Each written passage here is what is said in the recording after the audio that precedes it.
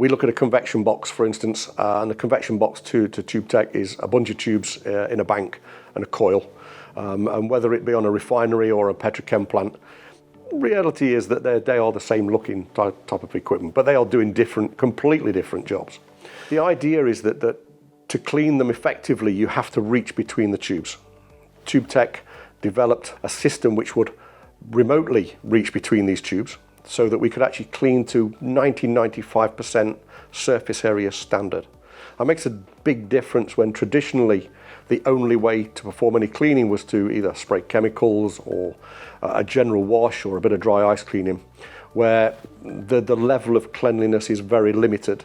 So the tube tech system works very, very well. We have a Rover, which means we don't have any man entry. The Rover does all the work. It reaches between the tubes and it cleans pinpoint accuracy exactly where we need it to clean between the tubes, leaving you with this very, very high standard of cleanliness and therefore performance after we've finished the job.